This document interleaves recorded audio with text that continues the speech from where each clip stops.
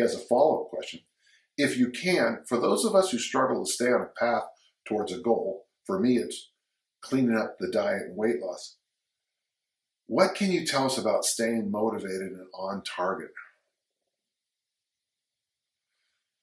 Well, as you know, I use those pirate maps. In fact, on the back of my computer, right there is my daily pirate map that I follow every day. For me, Armin, that's the number one thing I do, is I free up my brain space by doing the shark habits. You notice I wear this shirt every time. It's because I have 16 of them. I never think about what to wear. It's morning, so right now I'm drinking coffee, and that's what I drink until I work out. I drink water, obviously, too. And then after I work out, then I eat my first meal, and it's heavy with vegetables and protein. So my shark habits are those binary decisions I make in my life. Am I going to go to the wedding or not? Yes, no. Am I going to do this podcast? Yes, no. Whatever, anything that's a yes, no, I just make an instant decision and then do what I need to do. And then the pirate map is that daily, I make coffee before I go to bed. I wake up to the smell of coffee. I do my 1 moment meditation. I try to take a moment to be grateful every day. It's the stuff I do every day. For me, what we need to do, Armin, is churn everything into a habit. So you asked about this original strength. How are you going to make the original strength mobility work into a habit? Well, first off, I would write it down and I would put it all over the place.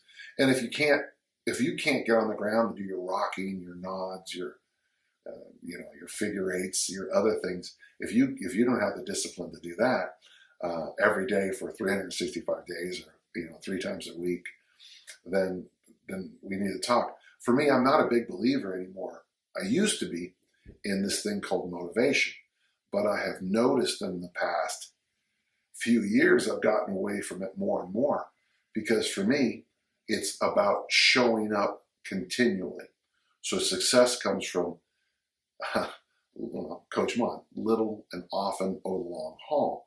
But I think what hurts a lot of people, Armin, is that they try to get 365 days of mobility work into one day. I'm coming out with a new book called Attempts. It'll be out very soon. And the first 100 pages or so deals specifically with what we're talking about here. And by the way, I'm not against goal setting and motivation. I just find it doesn't always work for people.